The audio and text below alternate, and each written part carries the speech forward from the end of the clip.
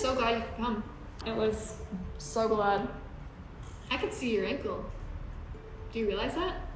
You do realize, of course. And your eyes are outlined in Mascara. mascara.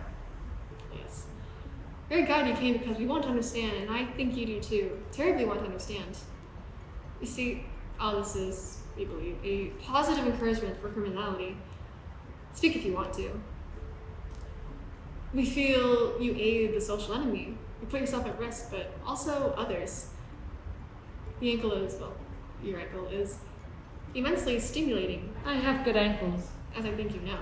I have good ankles. Good? I don't know about good. Do you? In what way good? You can speak to me, you know? We merely just want to understand.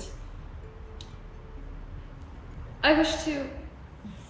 This is a difficult question. Is it? You have drawn attention to your ankles, so presumably you must know why. No, not really, no. You don't know why. How bewildering. You go by a length of rather fine wool. many weeks of wages for a typist, I suggest. You cut, alter, and hem, and all in a specific point, showing the ankle without knowing why. Is that honestly the case? I am so glad you came in. I wanted men to suffer me. Suffer? Torment, yes. I think, don't you? Society is so riddled with crisis now. So much healing needs to be done. Crisis after crisis, the food crisis, the health crisis, the newspaper crisis, the superset epidemic, the COVID pandemic. So much despair and so much healing to be done. And you say to that, to all this misery, I would add a little more despair. A despair of my own making, because it is despair, isn't it? The effect of your ankle on the morning tram? Yes. Despair. Yes.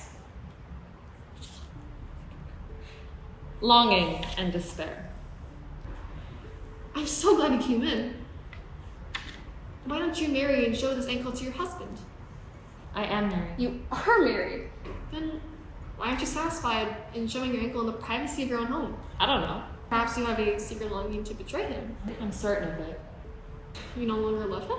I love him. You love your husband, but you show your ankle to any stranger in the hopes of tormenting him? Is that correct? I think so, yes. And where's responsibility towards the male who cannot contain the lust that you stimulate in him? He should bear his suffering. But you impose it on him. Yes, and he must bear it. Perhaps I may be seduced. A correct glance or gesture, or even a sign of modesty may do the trick. You are a married woman, and you say you may be seduced? Yes, I'm trying to be honest. A bewildering honesty. Well, do you want me to be honest or not? I have not yet met this man, but somewhere I have no doubt that he does exist. And you were seeking him? I think so, yes. The world goes on, crisis occurs, and we struggle towards the perfection of democracy, and you, a married woman, tangles her ankles on the bus. Yes. You deserve every unwelcome attention that you get. Ah. And I must say, were some monsters brought before me on a charge of violation, I would say half guilty, only half. My feelings, my real feelings soak through. Good. Don't, please. Carry your enthusiasm for honesty, for such inordinate and... Who's he? The question is, are you mad?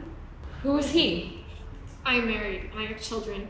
I am capable of love, and have a sexual life, but I do not display myself in public, do I? Perhaps you are mad. Who is he?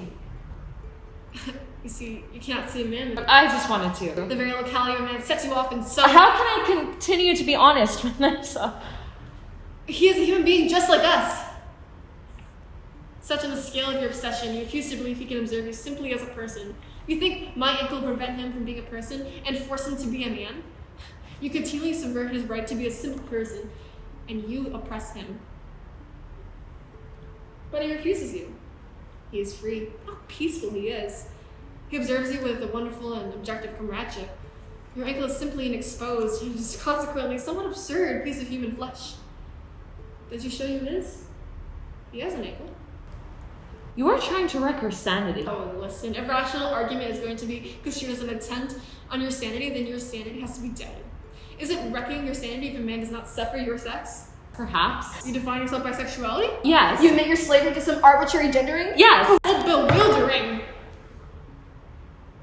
I think this man, this person, frightens me more than a violator. I'm trying to be honest. Well, that's not enough. That's merely an indulgence. You want us to admire you, but we think you are possibly mad. I have to go. The question is, have we the resources to provide a police force whose time and energy are consumed in searching for the violator of women like you? After all, there is a crisis.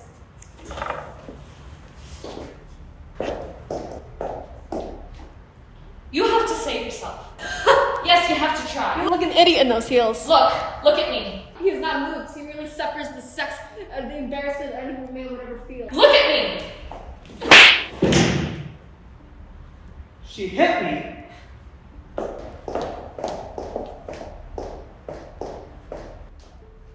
You want me to be mad when it is you who is mad. Am I wearing funny heels? Is my clothing so tight I cannot move naturally? Find yourself a mirror and look in it and ask yourself, who's mad? Look in your eyes for a rigorous suit and ask yourself, who's mad? You make me ashamed of things that I should not be ashamed of. We only want to understand.